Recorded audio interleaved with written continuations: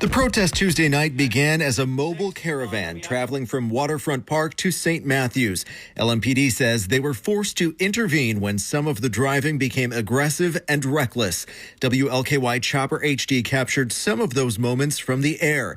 Matthew Ballard and his friend Jason Downey were a part of the caravan, live streaming the entire thing to their Facebook audience. When police moved in, they headed back to Jefferson Square.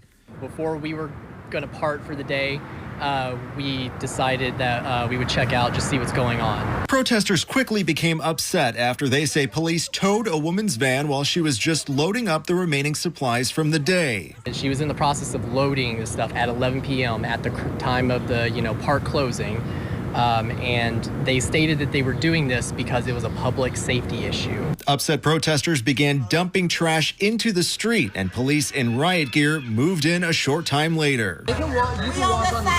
Police told protesters at that time they could remain on the sidewalk, but protesters say that quickly changed. But we constantly receive conflicting messages from the LMPD. Many of the protesters are using their cell phones to become citizen journalists, but they're concerned it could be making them a target for police. You get completely unfiltered, raw footage of exactly what's going on. It was this footage from Maxwell Mitchell, another citizen journalist, that captured the moments when police in riot gear returned. So you could just tell in their hips, their shoulders, the way they were holding their batons, it was time for arrest. Ballard moved across the street, but Downey kept his cameras rolling. They were on the sidewalks, and when they were told to leave and move, people were doing just that. They were going down the sidewalks. But that's when police moved in, knocking Downey to the ground, arresting him and several others, charging them with unlawful assembly and failure to disperse. I would say there were 4 or 5 altogether in that area that they grabbed at that time. Same thing, threw them on the ground,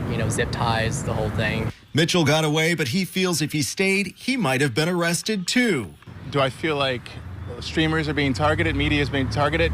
To some extent, yes. But regardless, these citizen journalists plan to keep their streams up as long as the protests continue to make sure the public sees the full picture, even if they aren't down there with them. It's an unedited truth that I feel like should be streamed, and that's why I'm happy to be a part of it amongst the other live streamers that are down there on a consistent basis.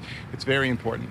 We have to show everything that is happening, the good, the bad, the ugly. At the end of the day, that's our responsibility. That's part of the lane that we've chosen as part of this movement. Drew Gardner, WLKY News. Drew, thank you. Protesters say on other nights there's actually been better communication between officers and protesters before things escalated. And they hope that will improve in the days ahead.